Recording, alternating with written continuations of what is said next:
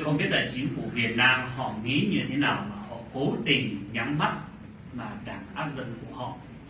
Thì giống như một con vật, bất cứ con vật nó nhỏ bao nhiêu nhưng mà mình cứ đôi con vật nó đến ở bên tường nó quấy thì nó phải cắn với mình.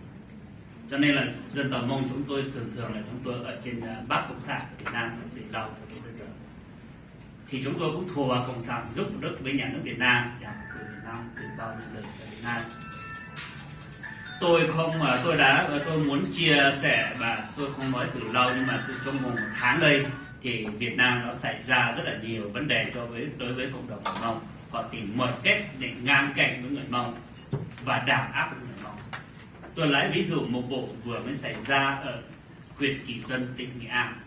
Đối với người Mông họ hiện nay đang đổi ra khỏi nhà, thu hết nhà cửa, thu đất đai toàn bộ, mà vợ chồng không có chỗ ở. 2 vợ chồng đang bị ốm, bà còn đi bệnh viện mà họ không chịu chứa 2 vợ chồng, mà bị đánh đập, chảy máu nguồn mà đầu vỡ, mà gần cái chảy hết. Mà tối hôm qua họ gửi các anh cũng chưa đi được, đang ngủ ở trong rừng. Còn một ông là người tên là Lý A Chia ở tỉnh Thanh Hóa, ông đó lại lên tiếng ở trên mạng xã hội, trang Facebook của ông nói về vấn đề của 3 gia đình đó bị đàn áp ở huyện Kỳ Xuân, tỉnh Sơn La. Sau đó họ bắt được cái thông tin của Lý A Chia nói lên trên mạng xã hội thì họ kêu gọi điện thoại cho đến tỉnh Thanh Hóa. Sau đó Lý A Chia lại sang Sơn La để xin tạm trú ở Sơn La. Họ không tìm được Lý A Chia ở Thanh Hóa, họ gọi lên công an tỉnh Sơn La. Công an tới nhà để bắt Lý A Chia, còn triệu tập Lý A Chia, đưa Lý A Chia đi vào phòng công an. Họ đóng cửa hết, không cho cần điện thoại, mà không cho ai đi cùng. Vợ Lý A Chia đi cùng họ không cho vào nữa, mà họ đưa vào trong phòng công an, họ đóng cửa, họ dọa Lý A Chia đủ mọi thứ. Sau đó họ viết một cái bản cam kết cho Lý A Chia, bắt buộc Lý A Chia phải ký cái bản cam kết đó. Mà Lý A Chia bảo là tôi không chịu ký, bởi vì cái tiếng nói của tôi không được sai, tôi chỉ trình bày nó thực sự ra đấy.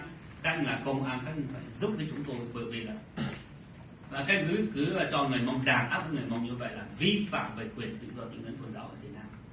Nhưng mà công an nó không chịu nghe, có bắt buộc Lý A Chia phải tháo hết toàn bộ cái tiếng nói của ông lên trên trang Facebook của ông ra.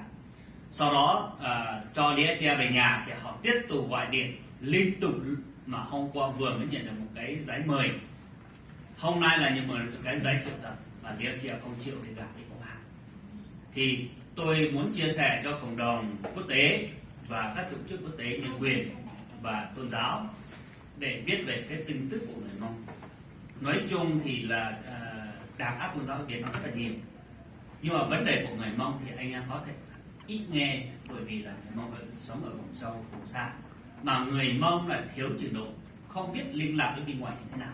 Cái đó là cái khó. Thì tôi vừa mới liên lạc với tiến sĩ Nguyễn Đình Thắng năm 2016. Cái lý do tại sao mà tôi liên lạc với tiến sĩ Nguyễn Đình Thắng là vì tôi đi Việt Nam, tôi bị bắt ở Sapa. Sau đó họ thu hết hộ chiếu, visa của tôi, họ bắt tôi phải về Hà Nội để giải quyết. Chúng tôi giải quyết ở Hà Nội được 2 ngày, sau đó họ thả tôi về Hoa Kỳ.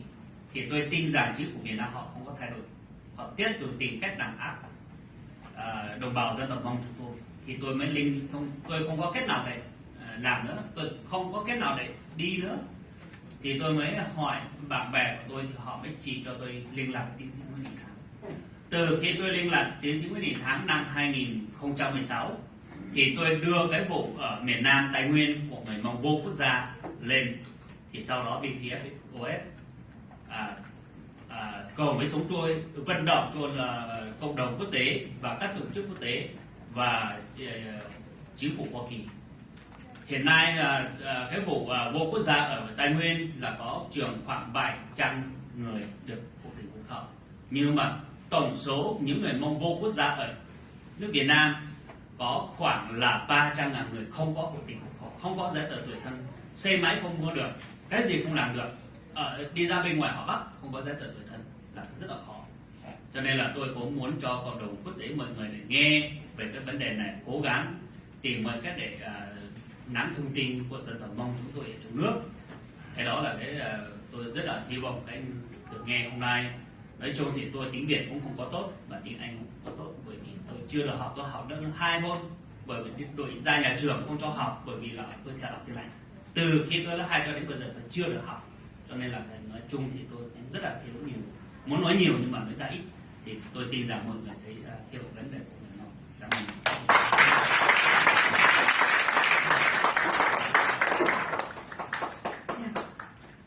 Xin cảm ơn tất cả các vị chức sắc có mặt ngày hôm nay. Ngày hôm nay chị Loan muốn chia sẻ với quý vị về cái tình hình mà áp bức tôn giáo, nhất là cho người Công giáo. Như chúng ta đã biết, Công giáo là một cái tổ chức tôn giáo có rất là đông dân ở Việt Nam, có tới 7 triệu, và có cái sự liên hệ rất là mật thiết với cái quốc tế, và họ rất là đoàn kết. Tuy nhiên cái sự mà đàn áp trong Công giáo vẫn xảy ra, thưa quý vị, và xảy ra một cách rất là tinh vi, và đó là lý do chúng tôi muốn chia sẻ với quý vị những gì chúng tôi biết về cái khía cạnh này. Sau đây chúng tôi xin hân hạnh giới thiệu đến quý vị chị Loan Nguyễn.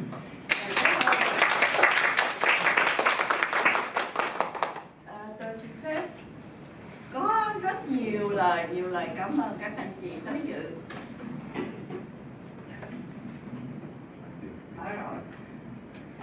Tại vì từ hôm qua cho tới hôm nay thì chúng ta đã nghe rất nhiều về những cuộc bắt hại trên thế giới, chứ không phải Việt Nam không. Từ đạo này qua đạo khác. Và tôi rất vui mừng lần này thì gặp tất cả anh chị em Việt Nam đủ sắc tộc tôn giáo. Thành ra bây giờ đó tôi chỉ muốn gom góp lại những cái hình ảnh của những người Công giáo, nhưng mà khi mà mình nghĩ lại đó thì có chỉ 3 cái vấn đề rất là quan trọng mà tôi cũng đã bài trên cái bảng bên này là nói về. Thứ nhất là chính phủ Việt Nam có một cái thái độ rất rõ ràng chống đối lại tất cả các đạo giáo. Tại vì sao? Tại vì Cộng sản là vô thần. Khi mà vô thần tức là không cần tín ngưỡng.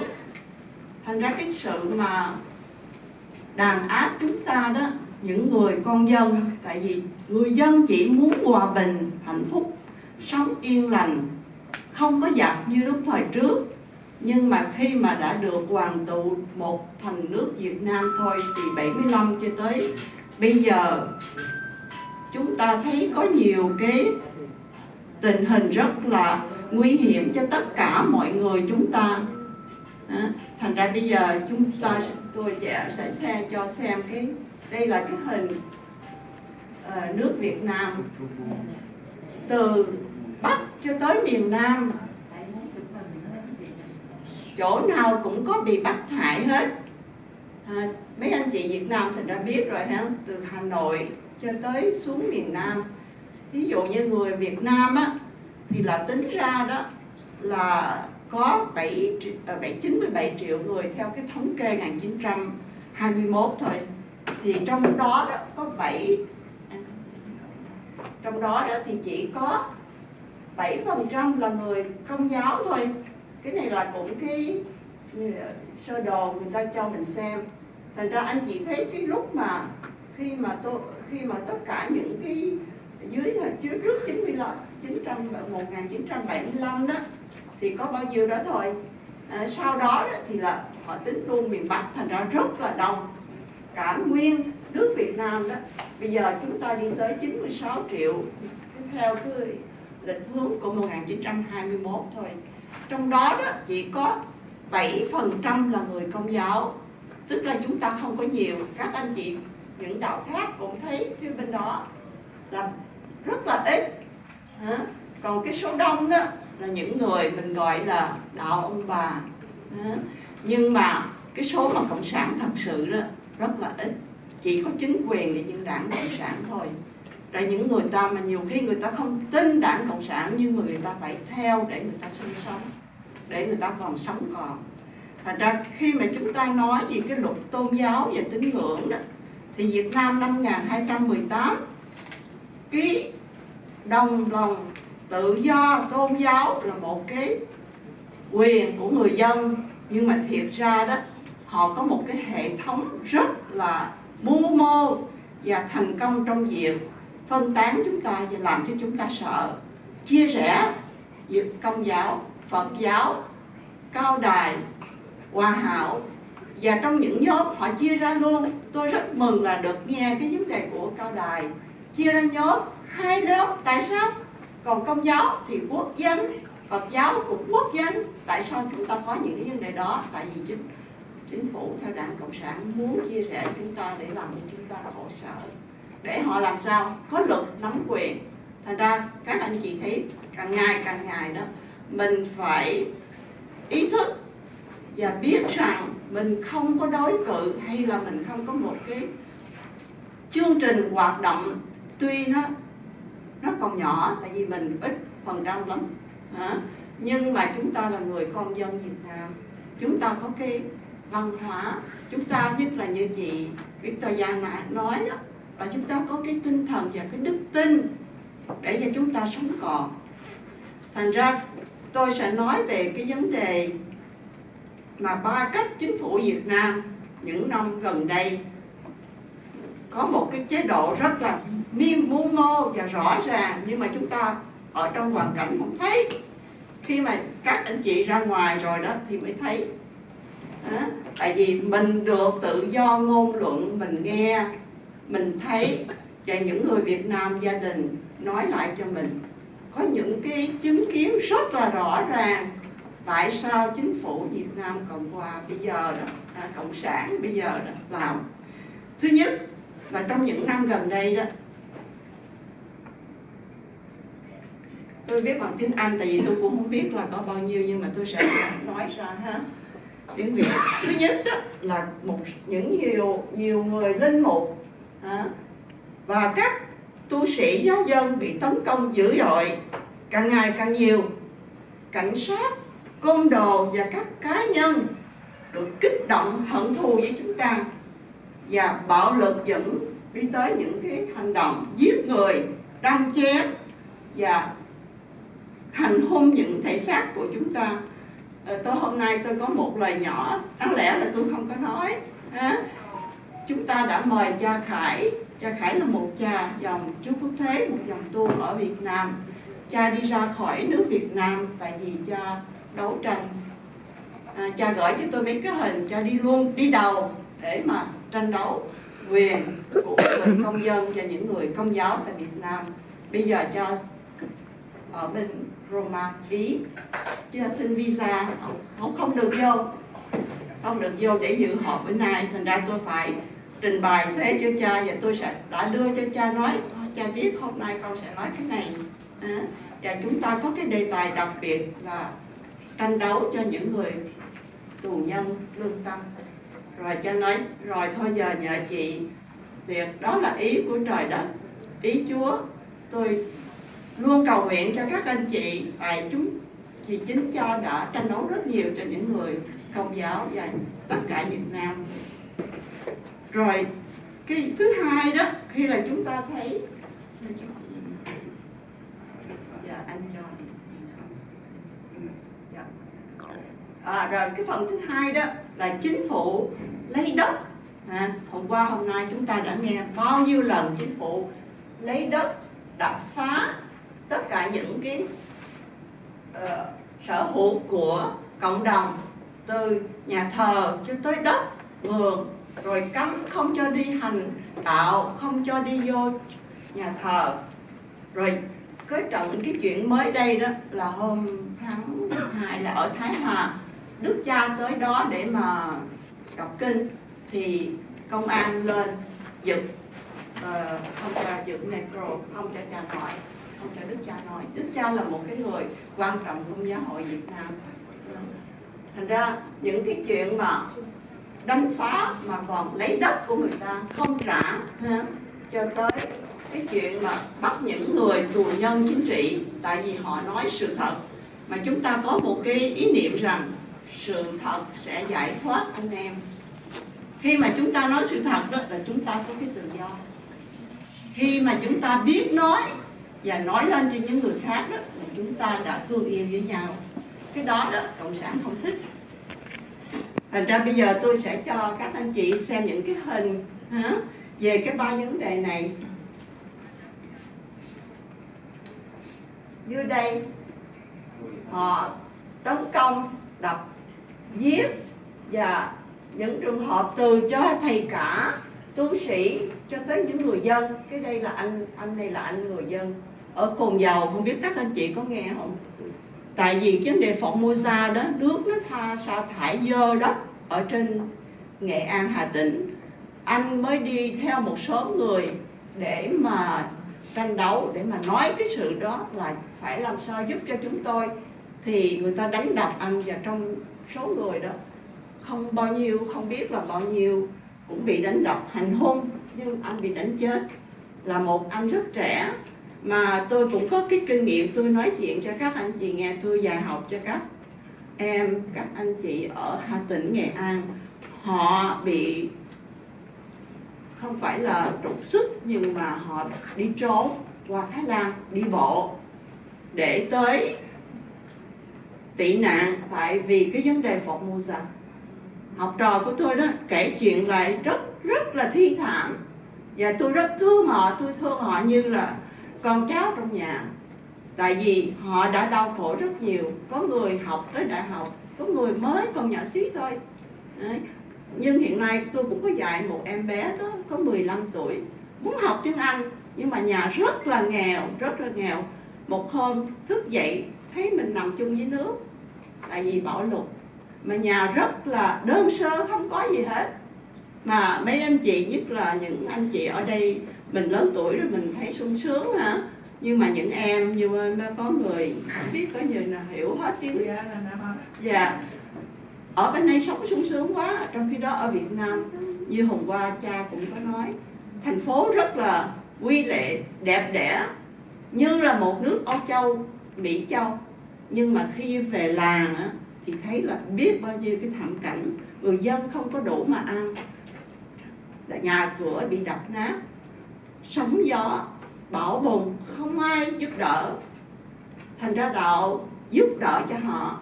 Như cái ví dụ mà dịch này đó, họ tới nhà thờ để họ lấy đồ ăn, có ai mà cho đồ ăn đâu, tội nghiệp lắm.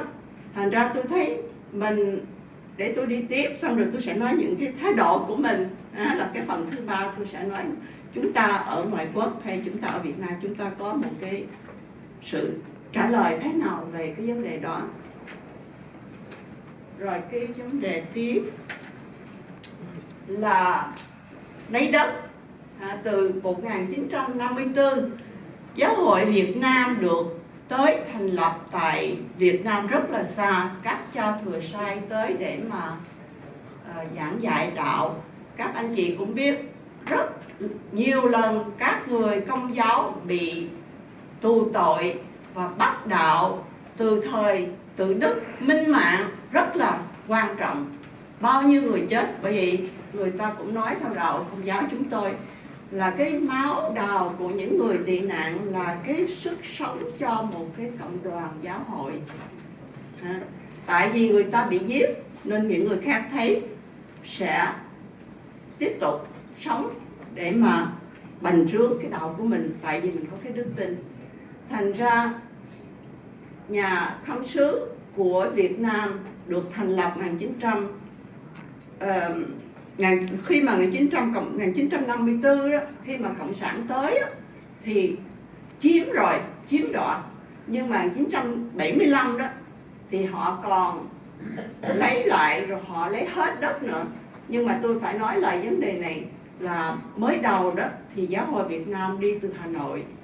Rồi khi mà Hà Nội đất nước bị chia đôi á, thì người ta mới đi xuống tới miền Nam. Từ lúc đầu á, ở Việt Nam á, cái nhà khâm sứ tức là cũng như là nhà đại diện cho Vatican. Vatican là giáo hội, là cái trụ sở lớn nhất. Và đó, giáo hội Hoàng Vũ đó là ở bên Ý, Vatican, chắc anh chị đã nghe là của đạo Công giáo. Thì luôn luôn như hôm qua cha cũng nói đó, là khi mà có một thầy cả, một giám mục được bổ nhiệm đó, thì sẽ có cái sự tiếp xúc với Vatican. Để chúng tôi Đạo Công giáo tổ chức rất là chặt chẽ, từ đầu mà cho tới cuối thì là có luật lệ, có cái sự hiểu biết với nhau hết. Thành ra nhiều khi các anh chị mà đi ra ngoại quốc ở đây rồi mấy các anh chị thấy đi những cái buổi lễ của quốc tế đó, mà những người Đạo Công giáo nói cái gì là ta hiểu hết. Tại vì cái tổ chức rất là chặt chẽ, rồi kinh kệ cũng giống nhau, nhưng mà có một cái hay đó là tùy cái văn hóa của mỗi nơi để mà phát xuất cái sự thành kính của mình. Rồi sau này đó thì là có chỗ này là chỗ của Giáo hoàng học viện ở Đà Lạt, cũng bị thu hồi 1975. Cái nơi này là để đào tạo những linh mục, giống như hôm qua thầy Dũng mà đọc kinh với mình đó, là họ sẽ đi một cái nơi riêng để học, thì ở đây bị lấy và người ta đập phá để làm một cái công viên. Rồi chuyện xảy ra rất là quan trọng mà chúng ta cũng còn đang làm việc, và PBSOS đang làm việc với họ, là các thầy, các cha tại Đan viện Thiên An là gần Huế, thì mới đầu đất của người Pháp cho để mà các thầy đi tu kính, không có nói chuyện với ai hết. Thành ra chung quanh là chỉ là cây thông, chỉ là đất trống. Rồi 75 thì họ vô, họ chiếm một số đất, họ để cho dân ở. Xong rồi đó, thì là họ từ từ các những năm gần đây thì họ lại họ đòi đất nữa. Mà cái sự bạo động đó là mới gần đây họ tới họ phá cái cây thánh giá. Các anh chị biết cây thánh giá rất là quan trọng cho người Công giáo. Thành ra bây giờ đó các thầy không biết phải làm sao, cũng nhờ nói chuyện với PBSOS để mà giúp họ. Chúng tôi sẽ ngừng một chút ở đây vì tại có nhiều anh chị em. Mấy chị này tôi xin phép trình diện, hôm qua tôi làm việc trong cái registration đấy, chỗ mà đi ban đưa mấy cái này mấy chị đó. Mấy chị này đang làm việc với lại đang đi học về tự do tín ngưỡng. Thành ra mấy chị nói để sẽ tới gặp tôi nói chuyện, để cho anh Trọng nói vài lời tiếng Anh nha. I wouldn't translate to English from an English teacher. So I rather let her do that, okay? Briefly, yes. Okay, so I told you that I will say something about. I have some friends also over there, and they are working with my daughter, and McKenna. Hi. And so I'm sorry that we started on time. Okay, so now I do just a summary for you. I talk about the situation in Vietnam because in these days we had the opportunity to hear a lot about the situation of the people in the world. Not only Christian, not only Buddhist, not only Cao Dais in Vietnam, but other problems in the world.